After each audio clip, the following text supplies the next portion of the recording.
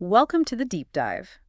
Today, we're getting into something really fundamental, financial freedom. Yep, but with a specific angle, right? We're looking at it through a biblically inspired lens. Exactly. We're using Bob Lotich's book, Simple Money, Rich Life, as our guide.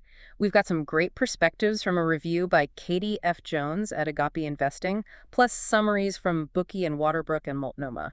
And our goal really is to distill those core ideas for you, the practical steps, the mindset shifts. Right, giving you those insights quickly but thoroughly, hopefully sparking a few aha moments along the way. What strikes me right off the bat is Lotich's own story. This isn't just theory he cooked up. No, not at all. He talks very openly about hitting rock bottom, car broken down, couldn't pay rent, a real crisis moment. Even having worked in finance before that, right? Yeah, which is telling. It shows that just knowing about money isn't the same as having a healthy relationship with money. That struggle is what pushed him to find a different way, rooted in his faith. And I think that's why it connects with people. It comes from a place of genuine difficulty and searching for real answers, not just formulas. Absolutely. And out of that came this core framework. It sounds simple, but it's powerful. Earn all you can, save all you can, give all you can. And enjoy it all. That last part is important too. Definitely. So let's dig into that. Where should we start? Maybe with giving. Katie F. Jones highlighted that. Yeah, she did. She noted it as a favorite takeaway, how the book emphasizes giving. Maybe more subtly than you'd expect sometimes, but consistently. Which lines up with part 3 of the book, Give All You Can. Exactly. And the chapter titles themselves are pretty provocative, aren't they? Everything I thought about giving was wrong. Or net given, the most important metric. That one really makes you stop and think, what does that even mean, the most important metric? Well, it flips the script, doesn't it? Mm-hmm. Usually we think net worth, accumulation.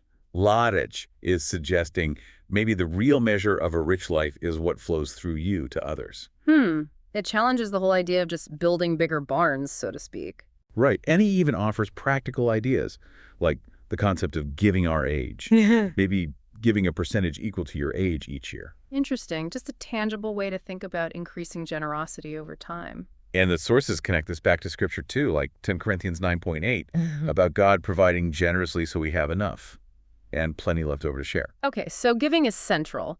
Let's cycle back to the start of the formula. Save all you can. Right, part 1. And the immediate reaction for many might be save from what? I'm barely making ends meet. Yeah, that feeling of, where's this extra money supposed to come from? The book addresses that head on. It does. And it reassures you it's not about, living on bread and water. It's not extreme deprivation. So what is it about then?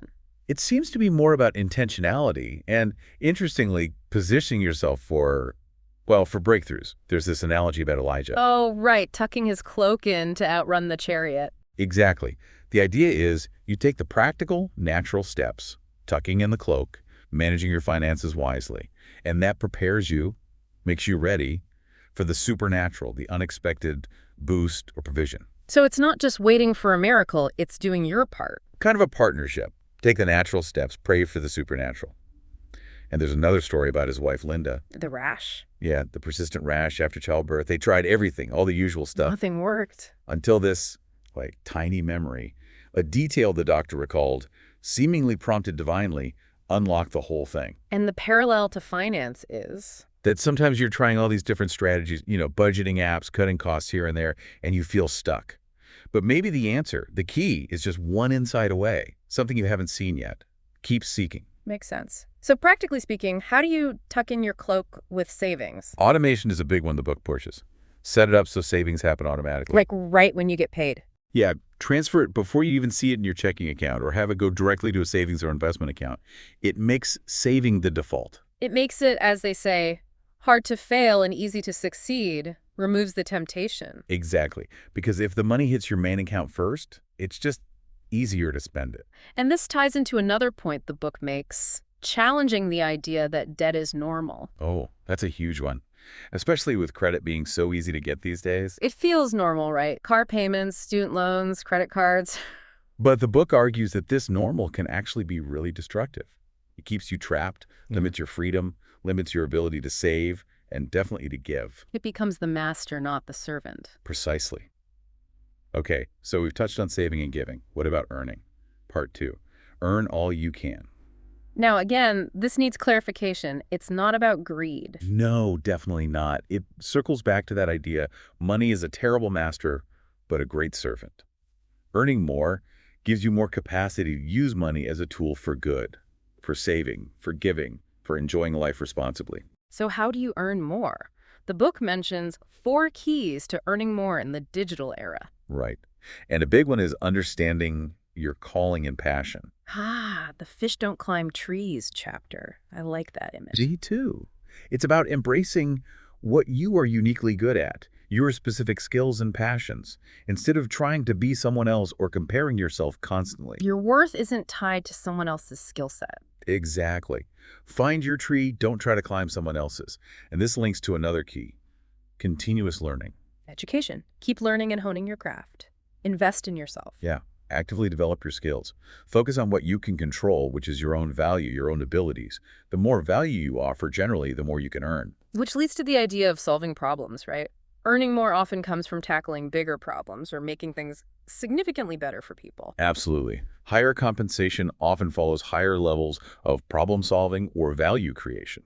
Think about it. What problems can you solve in your job or your field? And the book has that interesting brainstorming technique, the 11-star experience. Yeah. It's designed to push you beyond just good service or good products. What would absolutely blow people away? Thinking that way can spark real innovation. It helps you identify ways to add exceptional value, And it doesn't always have to be huge leaps. The book also talks about micro skills. like small, specific skills. Exactly. Little things you can add to your toolkit that make you more versatile or effective overall. Maybe it's learning basic graphic design, or getting better at public speaking, or mastering a specific software feature. These small skills can compound, and they mention becoming indispensable. Right, by being exceptionally good and reliable. They use an example of an adoption lawyer who consistently went the extra mile. That builds trust and reputation. There's also the strategy of being really good at, say, 2 different things, combining skills in a unique way. That can definitely set you apart. And it all comes back to that Napoleon Hill idea quoted in the book. Go above and beyond what's expected. Yeah. Provide more value, render more service than you're paid for, and eventually the recognition and compensation tend to follow. It's about proactively creating value. Okay, earn, save, give. That brings us to the last part. Enjoy it all. And again, this isn't about reckless abandon. It's the payoff, the purpose. Right. Smart spending isn't deprivation.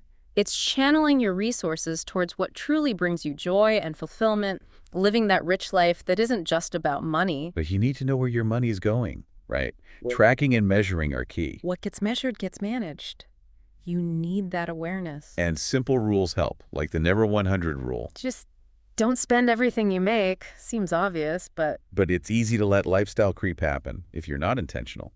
Always spend less than you earn to create that margin. and find a system that works for you, right? Something that keeps you accountable. Absolutely. Whether it's an app, a spreadsheet, cash envelopes, whatever makes it, again, hard to fail and easy to succeed for your personality. The book offers tips for smart spending too, like guilt-free spending categories. Yeah, allocate money specifically for things you love, hobbies, travel, whatever, by consciously cutting back elsewhere on things that matter less to you. And that spending autopsy idea. Kind of like reviewing your bank statements to see where the leaks are, where money's going, without you really noticing or valuing it. Then you could adjust. Practical tips too, like hiding or deleting shopping apps if they're a weakness. Definitely.